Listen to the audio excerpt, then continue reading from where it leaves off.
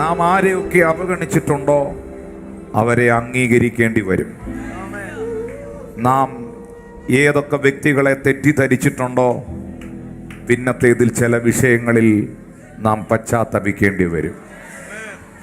ഇത് സഭയോട്, നിങ്ങളോട് കർത്താവ് പറയുമ്പോൾ ഇതിൽ ഏതെങ്കിലും മേഖലകളിൽ പരിഹാസങ്ങൾ കേട്ടവരുണ്ടെങ്കിൽ അവരോട് പരിശുദ്ധാത്മാവ് ഹൃദ്യമായി അറിയിക്കുന്നു, നിങ്ങളെ പരിഹസിച്ചവർ ഈ വരുന്ന നാളുകളിൽ നിങ്ങളെ പരിഗണിക്കേണ്ടി വരും.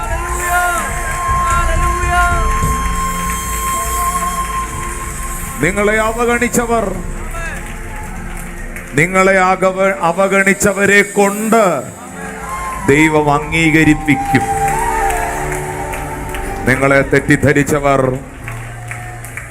പശ്ചാത്തപിക്കേണ്ടി വരും. പരിഹസിക്കപ്പെട്ടവർ പരിഗണിക്കപ്പെടേണ്ടി വരും. അവഗണനകൾ അനുഭവിച്ചവർ അവഗണിക്കപ്പെട്ടെടുത്ത് അവഗണിച്ചവരുടെ നടുവിൽ അംഗീകരിക്കപ്പെടും. ഒരു വ്യക്തിയെ നിങ്ങൾ തെറ്റിദ്ധരിച്ചിട്ടുണ്ടെങ്കിൽ ആ വ്യക്തി ഒരു നീതിമാനായ മനുഷ്യനാണ്, പ്രാർത്ഥനാ മനുഷ്യനാണെങ്കിൽ നാളുകളിൽ നിങ്ങൾ പശ്ചാത്തപിക്കേണ്ടി വരും. അതിനകത്ത്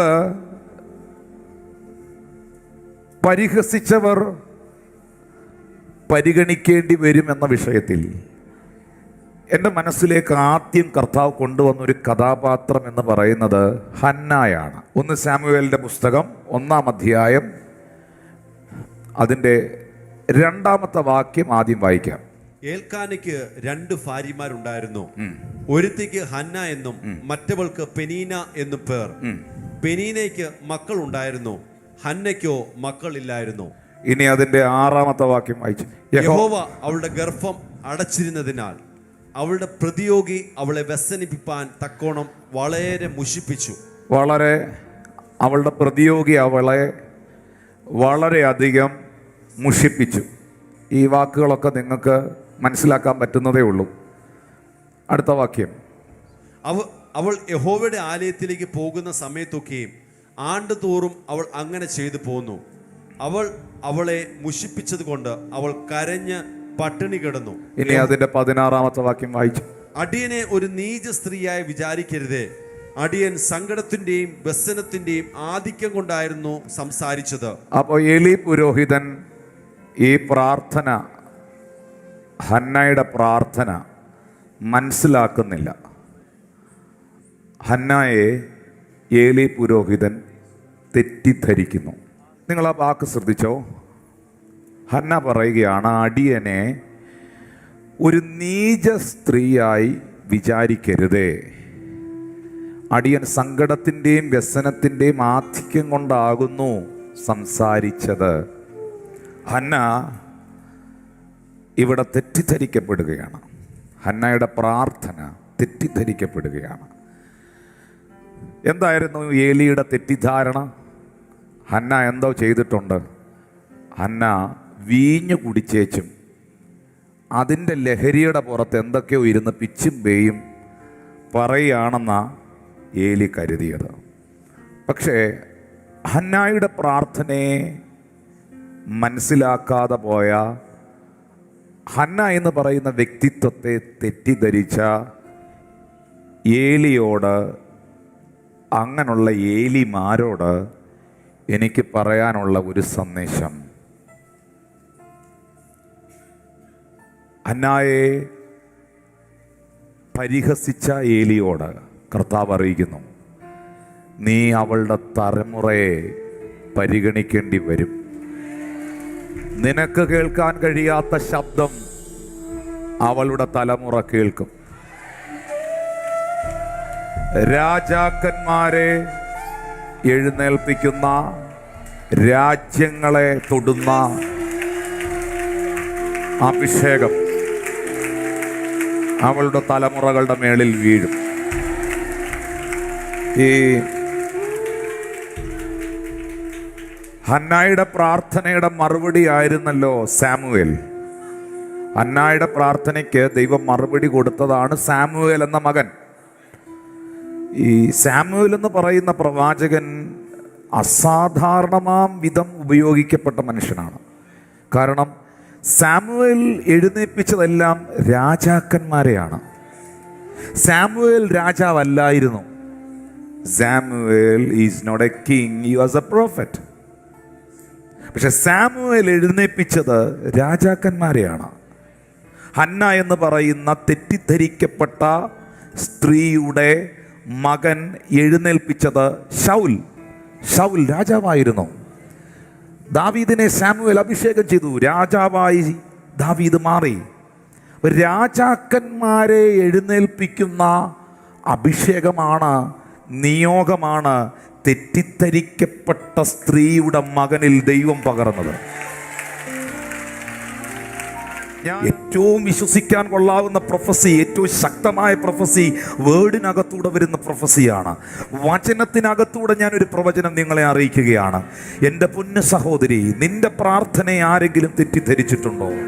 നിന്റെ വിശ്വാസ ജീവിതത്തെ ആരെങ്കിലും തെറ്റിദ്ധരിച്ചിട്ടുണ്ടോ? എൻ്റെ സഹോദര, നിന്നെ ആരെങ്കിലും തെറ്റിദ്ധരിച്ചിട്ടുണ്ടോ? നിന്നെ തെറ്റിദ്ധരിച്ചവർ നിന്റെ തലമുറകൾ നിമിത്തം നിന്നെ അംഗീകരിക്കേണ്ടി വരും, പരിഗണിക്കേണ്ടി വരും. അവഗണിച്ചവരെ അംഗീകരിക്കേണ്ടി വരും. ദാവീദ് എന്ന് പറയുന്ന മനുഷ്യൻ ഏലാ താഴ്വരയിലേക്ക് ഇറങ്ങി വരുന്ന സമയത്ത് ദാവീദിന്റെ സഹോദരങ്ങൾ ദാവീദിനോട് പറയുന്ന ഒരു വാക്കുണ്ട്. ദാവീദിന്റെ ജ്യേഷ്ഠൻ 1 സാമുവേലിന്റെ പ്രവചന പുസ്തകം 17-ാം അധ്യായം 33-ാമത്തെ വാക്യം. 1 ശമൂവേൽ 17:33. ശൗൽ ദാവീദിനോട്, ഈ ഫിലിസ്തീനോട് ചെന്ന് അംഗം പൊരുതുവാൻ നിനക്ക് പ്രാപ്തിയില്ല, നീ ബാലനത്രേ, അവനോ ബാല്യം മുതൽ യോദ്ധാവാകുന്നു എന്ന് പറഞ്ഞു. അവരോട് അവൻ സംസാരിക്കുന്നത് അവന്റെ മൂത്ത ജ്യേഷ്ഠൻ. അവിടെയാണ് വായിക്കേണ്ടത്. അവനോട് സംസാരിക്കുന്നത് അവന്റെ മൂത്ത ജ്യേഷ്ഠൻ ഏലിയാബ് കേട്ട് ദാവീദിനോട് കോപിച്ചിട്ട്, നീ ഇവിടെ എന്തിനു വന്നു? മരുഭൂമിയിൽ ആ കുറെ ആടുള്ളത് നീ ആരുടെ പക്കൽ വിട്ടേച്ചു പോന്നു? നിന്റെ അഹങ്കാരവും നികളഭാവവും എനിക്കറിയാം. പട കാണാനല്ലേ നീ വന്നത് എന്ന് പറഞ്ഞു. ഇതൊക്കെ എന്ത് നാച്ചുറൽ വേർഡ്സ് ആണ്. നീ ആരാന്ന് എനിക്കറിയാം, നിന്റെ അഹങ്കാരവും നികളവും ഒക്കെ എനിക്കറിയാം. ഇതൊക്കെ ദാവീദ് മാത്രമേ കേട്ടിട്ടുള്ളോ? ഇവിടെ ഇരിക്കുന്ന ആരെങ്കിലും ഒക്കെ കേട്ടിട്ടുണ്ടോ? എനിക്ക് അറിഞ്ഞുകൂടാ. നിന്റെ അഹങ്കാരവും നികളവും ഒക്കെ എനിക്കറിയാം, നീ പട കാണാനല്ലേ നീ വന്നത്. അവിടെയും ദാവീദിന്റെ ജ്യേഷ്ഠൻ ദാവീദിനെ തെറ്റിദ്ധരിക്കുകയാണ്, ദാവീദിനെ അവഗണിക്കുകയാണ്. എൻ്റെ ചോദ്യം, ഏലിയാബല്ല, ഏലിയാബ് എന്ന് പറയുന്നത് ദാവീദിന്റെ ജ്യേഷ്ഠൻ. ഏലിയാബേ, നീ അവഗണിച്ച നിന്റെ സഹോദരനെ മണിക്കൂറുകൾക്കകത്ത് നിനക്ക് പരിഗണിക്കേണ്ടി വന്നില്ലേ?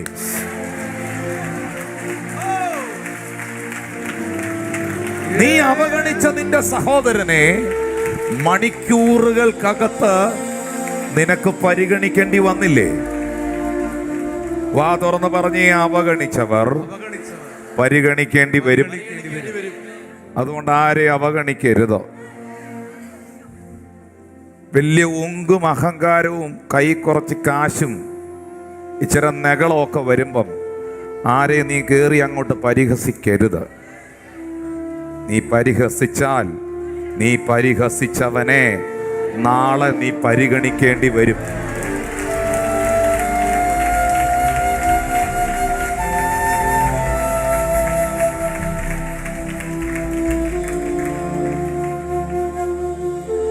ഏലിയാബ് ദാവീദിനോട് ദേഷ്യപ്പെടുകയാണ്. അവൻ്റെ ജ്യേഷ്ഠൻ എന്ന പദവിയിൽ നിന്ന് ദേഷ്യപ്പെടുകയാണ്. നിനക്ക് അപ്പൻ്റെ ആടുകളെ നോക്കി കാട്ടിലെങ്ങാനും ഇരുന്നാൽ പോരെ?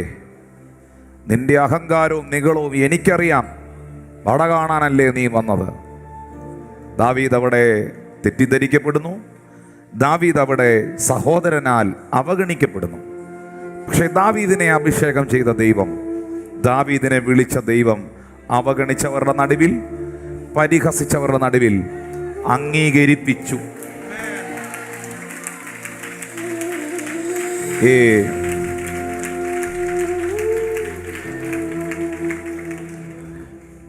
ഗോലിയാത്ത് എന്നതാ പറഞ്ഞേ? ഗോലിയാത്ത് എന്നതാ ദാവീദിനെ നോക്കി പറഞ്ഞേ? ഗോലിയാത്ത് പറഞ്ഞത് അതിന്റെ 42-ാമത്തെ വാക്യത്തിലാണ് കിടക്കുന്നത്, 17:42. ഫെലിസ്ത്യൻ നോക്കി ദാവീദിനെ കണ്ടപ്പോൾ അവനെ നിന്ദിച്ചു. അവൻ തീരെ ബാലനും പവിഴ നിറമുള്ളവനും കോമള രൂപനും എന്ന് പറഞ്ഞാൽ ഈ എക്സ്റ്റേണൽ അപ്പിയറൻസ് കണ്ട് മിസ്അണ്ടർസ്റ്റാൻഡ് ചെയ്തു. ഇവൻ ഇത്രയൊക്കെ ഉള്ളൂ. ദൈവ പൈതലെ, ആരെയും നോക്കി അങ്ങനെ പറയരുത്. അവൻ അത്രയൊക്കെ കാണുകയുള്ളായിരിക്കും, പക്ഷെ അവനെ വിളിച്ചവൻ അവനിലും വലിയവനാണെന്നുള്ള കാര്യം ഓർക്കണം. ഞാൻ ഈ പറയുന്നത് ഒരു ചരിത്രമാണ്, ഞാൻ ഈ പറയുന്നത് ഒരു യാഥാർത്ഥ്യമാണ്. കാരണം കൂടാതെ ആരെയൊക്കെ അവഗണിച്ചിട്ടുണ്ടോ? കാരണം കൂടാതെ ആരെയൊക്കെ പരിഹസിച്ചിട്ടുണ്ടോ? കാരണം കൂടാതെ ആരെയൊക്കെ ത്യജിച്ചു കളയാൻ നോക്കിയിട്ടുണ്ടോ? ആ വ്യക്തി ദൈവാശ്രയ ബോധമുള്ള വ്യക്തിയായിരുന്നു എങ്കിൽ ഉറപ്പായിട്ടും ഈ പരിഹസിച്ചവൻ, അവൻ്റെ മക്കൾ നാളുകളിൽ അവനെ പരിഗണിക്കേണ്ടി വന്നിട്ടുണ്ട്. അതുകൊണ്ടാണ് യെശയ്യാവിൻ്റെ പ്രവചന പുസ്തകത്തിൽ യെശയ്യാവ് പറയുന്നത്, നിന്നെ നിന്ദിച്ചവർ നിന്റെ കാൽ പിടിച്ച് നിന്നെ നമസ്കരിക്കേണ്ടി വരും. ഇവിടെ ദാവീദിന്റെ സഹോദരൻ ഏലിയാബ് ദാവീദിനെ തെറ്റിദ്ധരിക്കുന്നു, അവഗണിക്കുന്നു. അവഗണിച്ചവന്റെ മുൻപിൽ മണിക്കൂറുകൾക്കകത്ത് ഒരു രാജ്യത്തിന് അവനെ പരിഗണിക്കേണ്ടതായി വരും. ഞാൻ ഈ മനുഷ്യൻ്റെ ഈ അവഗണനകളും, ഈ ദാവീദ് എന്ന് പറയുന്ന മനുഷ്യൻ ഒത്തിരി അവഗണനകളും തെറ്റിദ്ധാരണകളും ഉണ്ടായിട്ടുള്ള വ്യക്തിത്വമാണ്. ഒത്തിരി തെറ്റിദ്ധാരണകളിലൂടെ, അവഗണനകളിലൂടെ പോയിട്ടുള്ള മനുഷ്യനാണ്. നമ്മുടെയൊക്കെ ജീവിതത്തിലൊക്കെ ഇത് കയറി വരാം, വരത്തില്ലെന്നല്ല, കയറി വരാം. അപ്പോൾ ഈ വചനം ഓർക്കണം, ഈ വചനം ഓർക്കണം. എന്തിനാണ് ഞാൻ വചനം പ്രസംഗിക്കുന്നത്? നിങ്ങളെ കർത്താവ് ഈ വചനത്തിലൂടെ ശക്തിപ്പെടുത്തുകയും നിങ്ങളോട് സംസാരിക്കുകയും ചെയ്യുകയാണ്. നിന്റെ ജീവിതം ക്രിസ്തുവിൽ ബലപ്പെടണമെങ്കിൽ അവൻ്റെ വചനം നിന്റെ അകത്ത് കയറണം.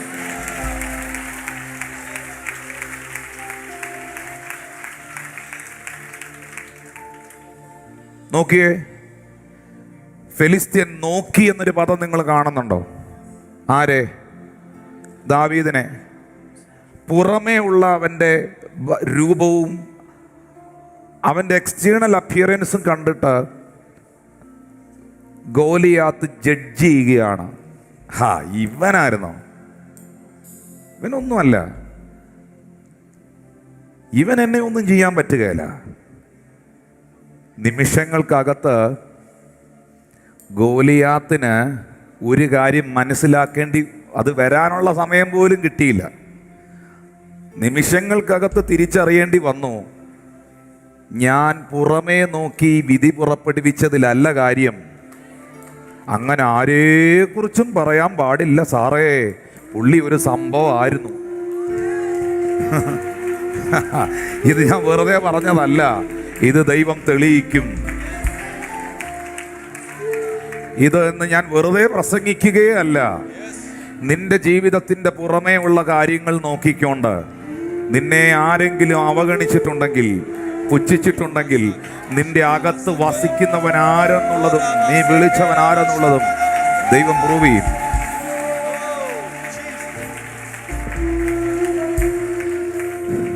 ദാവീദിന് ഹൈറ്റും വെയിറ്റും ഇല്ലാത്തതിൻ്റെ പേരിൽ കൊച്ചു പയ്യനായതുകൊണ്ടാണ് ഈ നിന്ന. ഒരുപക്ഷെ നിങ്ങളെ നിന്ദിക്കുന്നത് കൈ കാശില്ലാഞ്ഞായിരിക്കും, പഠിത്തമില്ലാഞ്ഞായിരിക്കും, നിങ്ങളുടെ ജീവിതത്തിൽ നന്മകളില്ലാഞ്ഞായിരിക്കും, സൗന്ദര്യമില്ലാഞ്ഞായിരിക്കും, കഴിവില്ലാഞ്ഞായിരിക്കും, നിങ്ങൾ വ്യക്തിപരമായി അനുഭവിക്കുന്ന വിഷയങ്ങളിലൂടെ ആയിരിക്കാം. നീ ഒന്നും അല്ലെന്ന് നിന്നെക്കുറിച്ച് ചിലർ പറയുന്നത്. പക്ഷേ നീ എഴുതി വെച്ചോ, നീ യഹോവയുടെ നാമത്തിലാണ് നിൽക്കുന്നതെങ്കിൽ, നീ കർത്താവിൻ്റെ നാമത്തിലാണ് നിൽക്കുന്നതെങ്കിൽ, ഉറപ്പായിട്ടും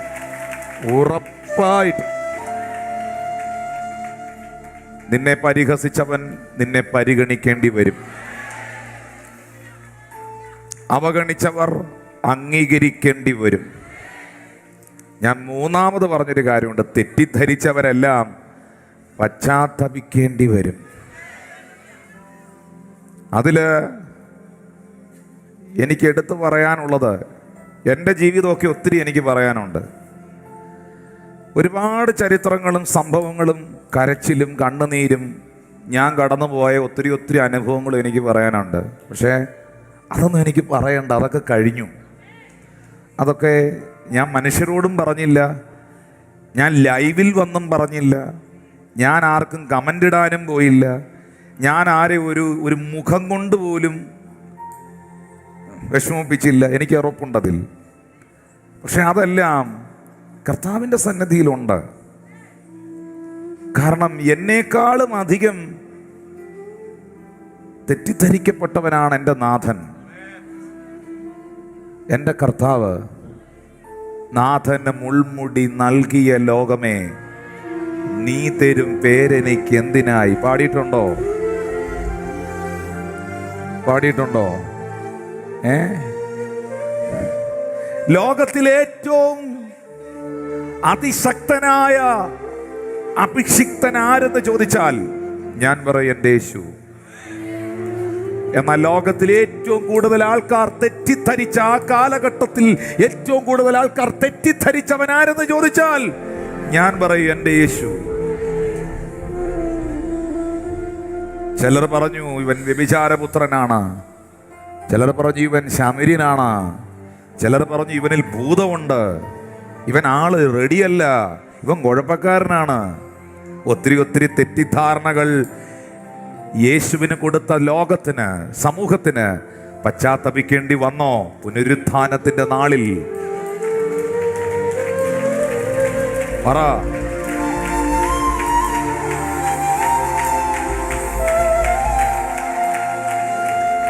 നാഥനു മുൾമുടി നൽകിയ ലോകമേ,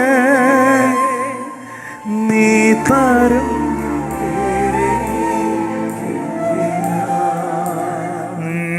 നാഥനു മുൾമുടി നൽകിയ ലോകമേ, നീ തരും പേരെനിക്കെന്തിനാ. മോക്ഷയാത്രയാണിത് ഞാൻ നടപ്പത്, കാഴ്ചയാലെയല്ല വിശ്വാസത്താലയാ. മോക്ഷയാത്രയാണിത് ഞാൻ നടപ്പത്, കാഴ്ചയാലെയല്ല വിശ്വാസത്താലയാ.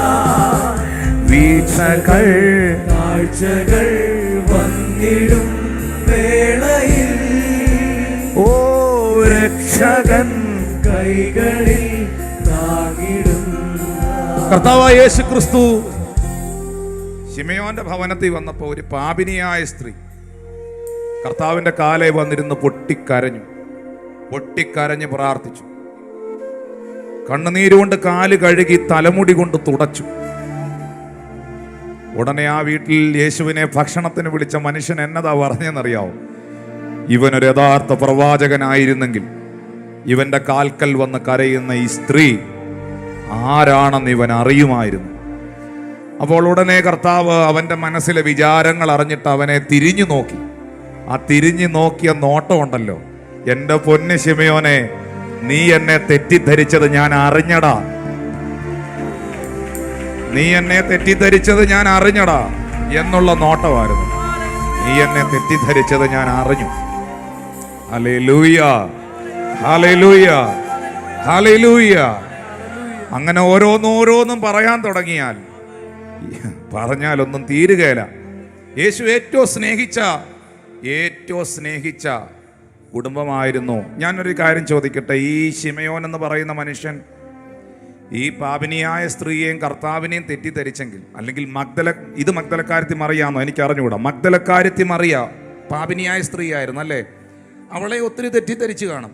കർത്താവിൻ്റെ കൂട്ടത്തിൽ ഈ മഗ്ദലക്കാരത്തി മറിയം നടക്കുന്ന സമയത്തെ ഇവളെ അറിയാവുന്നവരൊക്കെ ചിന്തിച്ചു കാണും, ആഹാ കൊള്ളാല, ഇവള് ഇപ്പൊ ഈ കൂട്ടത്തിലാണോ? കാരണം അവൾ ആരാ? പാപിനിയായ സ്ത്രീയാ, ഇവള് ഇപ്പൊ ഈ കൂട്ടത്തിലാണോ? അവളെ തെറ്റിദ്ധരിച്ചു കാണും. പക്ഷേ ആ തെറ്റിദ്ധരിച്ചവളാണ് യേശുവിൻ്റെ ഉയർപ്പിനെ ഈ ഭൂലോകത്തിൽ ആദ്യമായി പ്രസിദ്ധപ്പെടുത്തിയത്. നീ പരിഹസിച്ചവരെയെല്ലാം, നിന്നെ പരിഹസിച്ചവരെല്ലാം പരിഗണിക്കേണ്ടി വരും. പരിഗണിക്കേണ്ടി വരും. ബഥാനി എന്ന് പറയുന്ന വീട്ടിൽ, ഞാനിതൊന്നും ഭാഷ ഒന്നും പ്രിപ്പയർഡ് ഒന്നും അല്ല, കർത്താവ് തരുന്ന അങ്ങ് പറയുക. ബഥാനി എന്ന് പറയുന്ന വീട്ടിൽ യേശു കർത്താവ് ചെന്നു. ബഥാനിയിൽ യേശു കർത്താവ് ചെല്ലുന്ന ഉടനെ മറിയം എന്താ യേശുവിനോട് പറഞ്ഞേ? കർത്താവെ, നീ ഇവിടെ ഉണ്ടായിരുന്നെങ്കിൽ എൻ്റെ സഹോദരൻ മരിക്കില്ലായിരുന്നു. കണ്ടോ ആ പുള്ളിക്കാരിയുടെ തെറ്റിദ്ധാരണ കണ്ടോ? എന്ന് പറഞ്ഞാൽ നിന്നെ ഞങ്ങൾ നേരത്തെ പാസ്റ്ററോട് ഞങ്ങൾ നേരത്തെ പറഞ്ഞതല്ലയോ പ്രാർത്ഥിക്കാൻ? ഞങ്ങൾ നേരത്തെ വിവരം അറിയിച്ചതല്ലയോ? അന്ന് എൻ്റെ വീട് വരെ ഒന്ന് വന്നായിരുന്നെങ്കിൽ എൻ്റെ സഹോദരൻ ഇങ്ങനെ വരുമായിരുന്നു. ഇതൊക്കെയാ പുള്ളിക്കാരി ആകെ അങ്ങ് തെറ്റിദ്ധരിച്ചു കർത്താവിനെ. പക്ഷേ തെറ്റിദ്ധരിച്ച മറിയയ്ക്കും കുടുംബത്തിനും മണിക്കൂറുകൾക്കകത്ത് തെറ്റിദ്ധരിച്ചവനെ അംഗീകരിക്കേണ്ടി വന്നില്ലേ? അവളുടെ സഹോദരനെ യേശു ഉയർപ്പിച്ചില്ലേ? ഉയർപ്പിച്ചോ? ഹല്ലേലൂയ! ശബ്ദം ഉയർത്തി ഹല്ലേലൂയ! ഞാൻ വേദപുസ്തകത്തിൽ ഈ വിഷയത്തിൽ ഏറ്റവും പ്രസംഗിച്ചാൽ തീരാത്ത ഒരാളാണ് ജോസഫ്. ജോസഫിനെ തെറ്റിദ്ധരിപ്പിക്കാൻ ശ്രമിച്ചു, തെറ്റിദ്ധരിപ്പിച്ചു. സഹോദരന്മാർ അവഗണിച്ച സഹോദരങ്ങളെല്ലാം ജോസഫിനെ അംഗീകരിക്കേണ്ടി വന്നില്ലേ? മരിച്ചു എന്ന വ്യാജ വാർത്ത അടിച്ചിറക്കിയവനെല്ലാം അവർ മരിച്ചെന്ന് പറഞ്ഞ സഹോദരന്റെ കയ്യിൽ നിന്ന് ഗോതമ്പ് മേടിച്ചില്ലേ? തന്നെക്കുറിച്ച് അപവാദ പ്രചരണങ്ങൾ അടിച്ചിറക്കിയ ആ സ്ത്രീ ജീവനോടിരിക്കുന്ന രാജ്യത്തിന്റെ പ്രധാന കസേരയിൽ ജോസഫിനെ ദൈവം കൊണ്ടുവന്നില്ലേ? ജോസഫിനെ കുറിച്ച് അപവാദം പറഞ്ഞ ജോസഫ് വ്യഭിചാരിയാണ്, കള്ളനാണ്, പെണ്ണുപിടിയനാണ് എന്ന് പറഞ്ഞ സ്ത്രീ ജീവനോടിരിക്കുമ്പോൾ ആ രാജ്യത്തിന്റെ പ്രഥമമായ കസേരയിൽ അവിടുത്തെ ഗവർണറായി സ്വർഗത്തിലെ ദൈവം അവനെ ഉയർത്തിയില്ലേ? നീ അപമാനിച്ചവരെ നീ അംഗീകരിക്കേണ്ടി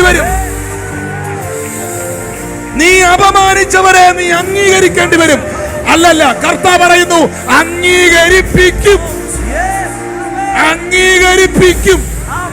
അംഗീകരിപ്പിച്ചേ പോവും. യോസഫേ, നിനക്കെതിരെ അപവാദം പറഞ്ഞവരെല്ലാം നിന്നെ അംഗീകരിക്കേണ്ടി വന്നില്ലേ? നിന്നെ അവഗണിച്ച സഹോദരങ്ങൾ നിന്നെ പരിഗണിക്കേണ്ടി വന്നില്ലേ? ഇത് വരുകല്ല, ഇതൊരുത്തൻ അങ്ങ് വരുത്തുക.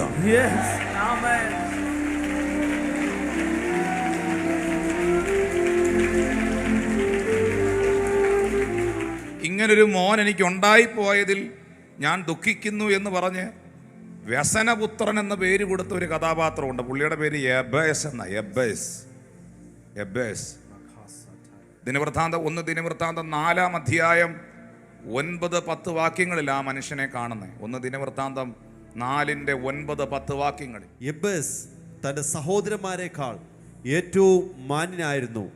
അവൻ്റെ അമ്മ ഞാൻ അവനെ വ്യസനത്തോട് പ്രസവിച്ചു എന്ന് പറഞ്ഞ് അവന് എബേസ് എന്ന് പേരിട്ടു. ഇങ്ങനൊരു മോൻ ജനിച്ചത് എനിക്കൊരു വേദനയായി.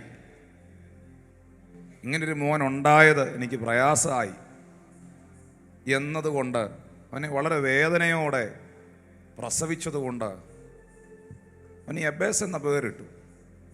എന്നാൽ വിശുദ്ധ ബൈബിളിൽ വളരെ വ്യക്തമായി രേഖപ്പെടുത്തുന്നൊരു കാര്യമുണ്ട്.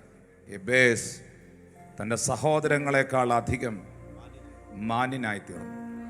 പേരിട്ട അമ്മയ്ക്ക് പോലും, പ്രസവിച്ച അമ്മയ്ക്ക് പോലും തീരുമാന സ്വാതന്ത്ര്യം ഉണ്ടായില്ല. അവനെ ഭൂമിയിൽ ജനിപ്പിച്ചവൻ അവന് വേണ്ടി ഒരു തീരുമാനം അങ്ങ് എടുക്കുകയായിരുന്നു. അതിൻ്റെ അടുത്ത വാക്യത്തിൽ എനിക്ക് കാണാൻ കഴിയുന്നത് എബേസ് തൻ്റെ ദൈവത്തോട് പ്രാർത്ഥിച്ചു. നീ എന്നെ നിശ്ചയമായി അനുഗ്രഹിച്ച് എൻ്റെ അതിർ വിസ്താരമാക്കുകയും നിന്റെ കൈ എന്നോടുകൂടെ ഇരുന്ന് അനർത്ഥം എനിക്ക് വ്യസന കാരണമായി തീരാതെ വണ്ണം എന്നെ കാക്കുകയും ചെയ്താൽ കൊള്ളായിരുന്നു എന്ന് അപേക്ഷിച്ചു. അവൻ അപേക്ഷിച്ചതിനെ ദൈവം അവന് നൽകി. ഉപേക്ഷിക്കപ്പെട്ടവൻ അപേക്ഷിച്ചപ്പോൾ ദൈവം അവൻ അത് കൊടുത്തു. ദൈവത്താൽ അനുഗ്രഹിക്കപ്പെട്ടവനെ കുടുംബക്കാർക്കും വീട്ടുകാർക്കുമെല്ലാം അംഗീകരിക്കേണ്ടി വന്നു. എബേസ് തൻ്റെ സഹോദരന്മാരെക്കാളും മാന്യനായി മാറി. പ്രാർത്ഥിക്കുന്ന നീ ദൈവത്തെ അറിയുന്ന നീ, കർത്താവിൽ വിശ്വസിച്ച് താങ്കൾ നിന്റെ കുടുംബത്തിലുള്ള എല്ലാരേക്കാളും യേശുവിൻ്റെ നാമത്തിൽ ഞാൻ എന്നിത് വാ കൊണ്ട് വിളിച്ചു പറയും, നിന്റെ ഭവനത്തിലുള്ള എല്ലാരേക്കാളും അധികം കർത്താവെ ഇന്ന് എല്ലാ ക്ഷീണങ്ങളും മാറി ഇവര് ഈ വചനം ഒന്ന് സ്വീകരിക്കട്ടെ കർത്താവെ. മക്കളെ, നിന്റെ കോളേജിൽ നീ പഠിച്ച കോളേജിൽ നീ അവഗണിക്കപ്പെട്ടിട്ടുണ്ടോ? പഠിച്ച സ്കൂളിൽ അവഗണിക്കപ്പെട്ടിട്ടുണ്ടോ? ഒരു സമയം വരുന്നുണ്ട് നിന്നെ പഠിപ്പിച്ച അധ്യാപകരും നിന്റെ കൂടെ പഠിച്ച കൂട്ടുകാരും നിന്നെ വിളിച്ച ദൈവം വിശ്വസ്തനാണ് എന്ന് തിരിച്ചറിയുന്ന ഒരു കാലം വരുന്നുണ്ട്.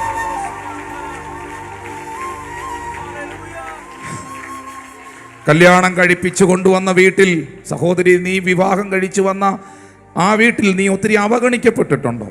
നീ ഒത്തിരി പരിഹസിക്കപ്പെട്ടിട്ടുണ്ടോ? നാത്തൂമാരാലും അമ്മായിമ്മമാരാലും അമ്മായിയപ്പന്മാരാലും കുടുംബക്കാരാലും ഒക്കെ നീ ഒത്തിരി നിന്ദിക്കപ്പെട്ടിട്ടുണ്ടോ? നിന്റെ ഭർതൃഗൃഹത്തിൽ നിന്നെ പരിഗണിക്കുന്ന ഒരു കർത്താവ് ജീവിക്കും.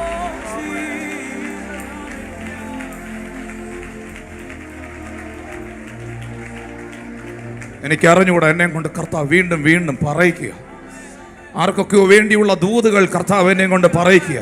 മോളെ, നിന്റെ ഓഫീസിൽ നീ പഠിക്കുന്ന ഇടത്ത്, നീ വർക്ക് ചെയ്യുന്നിടത്ത്, നിന്റെ കമ്പനിയിൽ, നിന്റെ ജോലി സ്ഥാപനത്തിൽ നീ എവിടെങ്കിലും ഇൻസൾട്ടഡ് ആയിട്ടുണ്ടോ? എവിടെങ്കിലും ആരെങ്കിലും നിന്നെ ഇൻസൾട്ട് ചെയ്തിട്ടുണ്ടോ? നിന്നെ ഇൻസൾട്ട് ചെയ്തവരെ കൊണ്ട് നിന്നെ അക്സെപ്റ്റ് ചെയ്യിക്കുന്ന ദൈവത്തിന്റെ കരം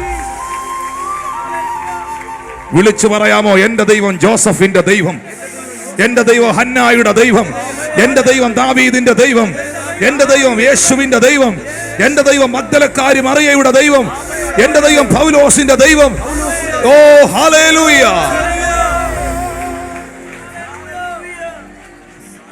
ഞാൻ ആത്മീക ശുശ്രൂഷയിൽ യേശുക്രിസ്തു കഴിഞ്ഞാൽ ഏറ്റവും കൂടുതൽ തെറ്റിദ്ധരിക്കപ്പെട്ട അപ്പോസ്തലനാണ് പൗലോസ്. ഏറ്റവും കൂടുതൽ പുള്ളി എഴുതിയ ഒത്തിരി കാര്യങ്ങളുണ്ട്. പക്ഷെ ഒരൊറ്റ വാക്യം വായിച്ചാൽ മതി, അദ്ദേഹം അനുഭവിച്ച ആൾക്കാർ പുള്ളിയെ മിസ്അണ്ടർസ്റ്റാൻഡ് ചെയ്തതിൻ്റെ ഡെപ്ത് നമുക്ക് പിടികിട്ടും. 2 കൊരിന്ത്യർ 1:12 വായിച്ച്, ഞങ്ങൾ ഈ ലോകത്തിൽ വിശേഷ നിങ്ങളോട് ജഡത്തിന്റെ ജ്ഞാനത്തിലല്ല ദൈവകൃപയിലത്രേ ദൈവം നൽകുന്ന വിശുദ്ധിയിലും നിർമ്മലതയിലും പെരുമാറിയിരിക്കുന്നു എന്ന് ഞങ്ങളുടെ മനസ്സാക്ഷിയുടെ സാക്ഷ്യം തന്നെ ഞങ്ങളുടെ പ്രശംസ. പൗലോസ് പറയാണ്, എനിക്കറിയാം ഞാൻ നിങ്ങളോട് എങ്ങനെയാ പെരുമാറിയെന്ന്. നിങ്ങൾ എന്നെ തെറ്റിദ്ധരിച്ചാലും, കേൾക്കുന്നോ? നിങ്ങൾ എന്നെ തെറ്റിദ്ധരിച്ചാലും, നിങ്ങൾ എൻ്റെ ശുശ്രൂഷയെ കളിയാക്കിയാലും, ഞാൻ നിങ്ങളുടെ ഇടയിൽ എങ്ങനെയാ ശുശ്രൂഷിച്ചതെന്നും ഞാൻ നിങ്ങളുടെ ഇടയിൽ എങ്ങനെയാ പെരുമാറിയെന്നും എനിക്കറിയാം. അതെൻ്റെ മനസ്സാക്ഷിയുടെ സാക്ഷ്യം. എൻ്റെ മനസ്സാക്ഷിയിൽ ഞാനൊരു തെറ്റും ചെയ്തിട്ടില്ല. എൻ്റെ മനസ്സാക്ഷി പറയുന്നു ഞാനൊരു തെറ്റും ചെയ്തിട്ടില്ല. ആ മനസ്സാക്ഷി എന്നെ കുറ്റപ്പെടുത്താടത്തോളം നിങ്ങളെല്ലാവരും എന്നെ തെറ്റിദ്ധരിച്ചാലും ഞാൻ തെറ്റിദ്ധരിക്കപ്പെടുന്നില്ല. ആ പൗലോസിൻ്റെ വേദനയാണ് പുള്ളി പറയുന്നത്. ഞാൻ ചോദിക്കട്ടെ പ്രിയപ്പെട്ടവരെ, റോമിലുള്ളവർ ഈ മനുഷ്യനെ എത്രയധികം തെറ്റിദ്ധരിച്ച് കാണും? കൊരിന്തിലുള്ളവർ എത്രയധികം തെറ്റിദ്ധരിച്ച് കാണും? ഇന്ന് ഈ കാലഘട്ടത്തെ ചരിത്രമൊന്നും എടുക്കുമ്പം ഇന്ന് കൊരിന്ത് അറിയപ്പെടുന്നതും, സത്യം പറഞ്ഞാൽ റോമിലൊക്കെ ഞാൻ പോയപ്പോഴേ, റോമിൽ ഇറ്റലി ഞാൻ മീറ്റിങ്ങിന് പോയപ്പോൾ സമയമില്ലാത്ത സമയത്ത് ഞാൻ ഓടിപ്പോയത് പൗലോസ് കിടന്ന ജയിൽ കാണാനും പുള്ളിയെ അടക്കിയിരിക്കുന്ന കല്ലറ കാണാനും. പുള്ളിയുടെ ആ പൗലോസിനെ അടക്കിയിരിക്കുന്ന കല്ലറയ്ക്കകത്ത്, ആ പള്ളിക്കകത്ത് നിങ്ങൾ കയറണമെന്നുണ്ടെങ്കിൽ 4 മണിക്കൂർ ക്യൂ നിൽക്കണം. ആ ദേശം തെറ്റിദ്ധരിച്ച മനുഷ്യന്റെ ശവക്കുടീരം കാണാൻ ഇന്ന് 4 മണിക്കൂർ ക്യൂ നിൽക്കണം. തെറ്റിദ്ധരിച്ചവരെല്ലാം അംഗീകരിക്കപ്പെട്ടിട്ടുണ്ട്. പരിഹസിക്കപ്പെട്ടവരെല്ലാം പരിഗണിക്കപ്പെട്ടിട്ടുണ്ട്. ആ കൈകളൊന്ന് ഉയർത്തിപ്പിടിക്കാം. ഇതെല്ലാവർക്കും ഉള്ള മെസ്സേജ് അല്ല, ഇതെല്ലാവരോടും ഉള്ള മെസ്സേജ് ഒന്നുമല്ല. ഇത് കേൾക്കേണ്ട ആൾക്കാർ ഇവിടെ ഇരിപ്പുണ്ടായിരുന്നു. ഇത് അവരോട് മാത്രമുള്ള മെസ്സേജാണ്. Thank you Lord Jesus. മകളെ, നിങ്ങൾ എന്നെ ഒന്ന് കണ്ണു തുറന്ന് നോക്കിയേ. നിങ്ങളുടെ ഒരു അപ്പൻ്റെ സ്ഥാനത്ത് നിന്ന് ദൈവം അഭിഷേകം ചെയ്ത ഒരു അഭിഷിക്തന്റെ അപ്പോസ്തോലിക അധികാരത്തിൽ നിന്ന് ഈ ഓൺലൈനിലും ഒക്കെ കാണുന്ന ഇവിടെ ഇരിക്കുന്ന എൻ്റെ പ്രിയ മക്കളോട്, സ്റ്റേജിൽ ഇവിടെ ഇരിക്കുന്ന എല്ലാവരോടും ഞാൻ സ്നേഹത്തോടെ പറയാം, ഹന്നായുടെ പ്രാർത്ഥനയെ മനസ്സിലാക്കാതെ പോയൊരു ഏലിയുണ്ട്, അങ്ങനൊരു തലമുറയുണ്ട്. നിന്റെ വിശ്വാസത്തെ മനസ്സിലാക്കാതെ പോകുന്ന, നിന്റെ പ്രാർത്ഥനയെ ഉൾക്കൊള്ളാതെ പോകുന്ന ഒരു സമൂഹത്തിൻ്റെ നടുവിൽ നിന്റെ പ്രാർത്ഥനയും നിന്റെ വിശ്വാസവും കുറഞ്ഞു പോകരുത്. നീ ഇത് കണ്ടിന്യൂ ചെയ്തോ. തലമുറകളെ അഭിഷേകം ചെയ്യുന്ന, രാജാക്കന്മാരെ എഴുന്നേൽപ്പിക്കുന്ന ശമൂവേലുമാർ നിന്റെ വീട്ടിനകത്തുനിന്ന് എഴുന്നേറ്റു. ഇവിടെ ആർക്കെങ്കിലും അങ്ങനെ റിജക്ഷന്റെ പെയിൻ ഉണ്ടോ? മോനെ, നീ എവിടെയെങ്കിലും അവഗണിക്കപ്പെട്ടിട്ടുണ്ടോ? ദൈവത്തിന്റെ അഭിഷിക്തൻ നിന്നോട് പറയുന്നു, നിന്നെ അവഗണിച്ചവർ നീ കർത്താവിൽ വിശ്വസിച്ചാൽ നിന്നെ പരിഗണിക്കേണ്ടി വരും. പരിഗണിക്കേണ്ടി വരും. കർത്താവ് മാനിക്കുമെന്ന് ഉറപ്പുണ്ടോ? പൊട്ടക്കിണറിന്റെ ഏകാന്തതകളിലും പൊട്ടിത്തകരല്ല. പൊത്തീഫറിന്റെ നിന്ദകളിലും നീ തകർന്നു പോകരുത്. നിന്നെ മാനിക്കുന്ന ഒരു ദൈവമുണ്ട്. കർത്താവേ, എൻ്റെ സ്വന്തം അപ്പനും അമ്മയും പോലും, എന്നെ പ്രസവിച്ച ഉദരം പോലും എന്നെ മനസ്സിലാക്കുന്നില്ലല്ലോ എന്ന് വേദനയോടെ പറയുന്ന ചിലർ ഇതിനകത്തുണ്ട്. എന്നെ കാണുന്നു.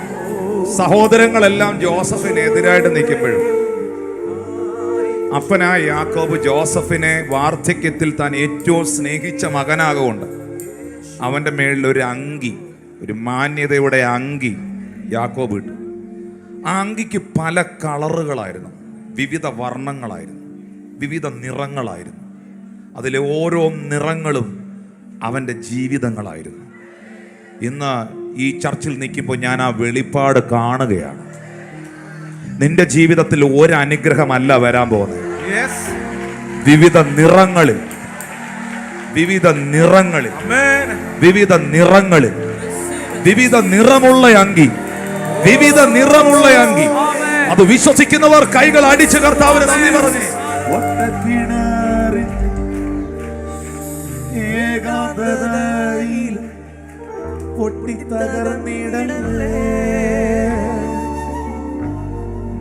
പൊത്തിഫറിൻ വീട്ടിൽ നിന്നിതനായാൽ നിരാശനായിടലേ,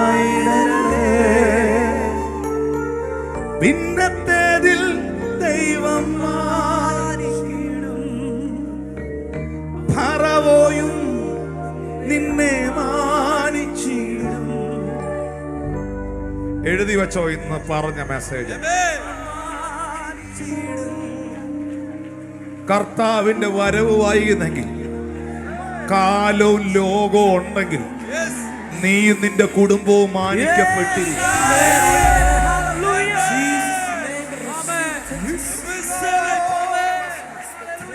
ഹന്നായുടെ ദൈവം എന്റെ ദൈവമാണ്.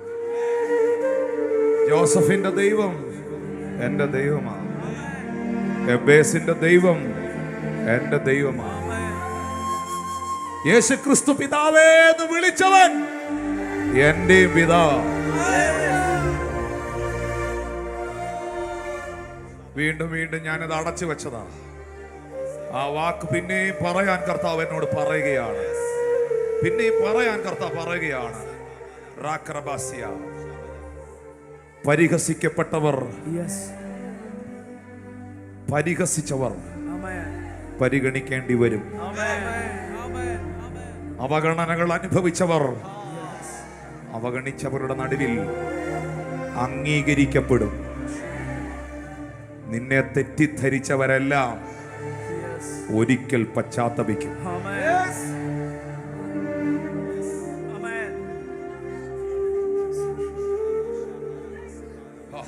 അന്നമാരെല്ലാം ശക്തമായിട്ട് അങ്ങോട്ട് പ്രാർത്ഥിക്കും. നീ ഒരു പെനീനമാരെ നോക്കണ്ട, നീ പ്രാർത്ഥിക്കും, പ്രാർത്ഥിക്കും, പ്രാർത്ഥിക്കും.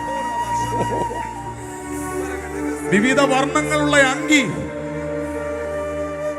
സ്വർഗം നിന്റെ മേൽ ഇടുക. കുടുംബാംഗങ്ങൾ തന്നെ നീ ഒന്നുമല്ലെന്ന് പറഞ്ഞ നിന്റെ ജ്യേഷ്ഠന്മാരുടെ കുടുംബാംഗങ്ങളുടെ നടുവിൽ, ഏലിയാബുമാരുടെ നടുവിൽ നിന്റെ മേളിൽ കിടക്കുന്ന അഭിഷേകത്തെ ദൈവം തെളിയിക്കും. ദൈവം അംഗീകരിച്ചവരെ നമുക്ക് അംഗീകരിക്കാം. കർത്താവ് സ്നേഹിക്കുന്നവരെ നമുക്ക് സ്നേഹിക്കാം. ദൈവത്തിന് ആ വ്യക്തിയോട് ഇഷ്ടമാണെങ്കിൽ എനിക്ക് എന്നാ പിണക്കം?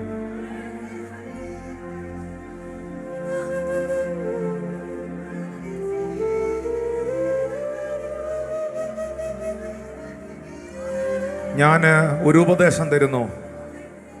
നിന്നെ പരിഹസിച്ചവരോട് നീ മറുപടി പറയരുത്. നിന്നെ അവഗണിച്ചവരെയും കൊണ്ട് അവർ നിന്നെ അംഗീകരിക്കാൻ വേണ്ടി നീയായിട്ടൊന്നും ചെയ്യരുത്. നിന്നെ തെറ്റിദ്ധരിച്ചവരോട് നീ ഒന്നും തെളിയിക്കാൻ പോകരുത്. നിന്റെ ഉടയവൻ, നിന്റെ ജാമ്യക്കാരൻ നിനക്ക് മുകളിലുണ്ട്. Trust in him. Wait for that. Wait for that. He will prove it. The day is coming. The day is coming. The day is coming. Yes.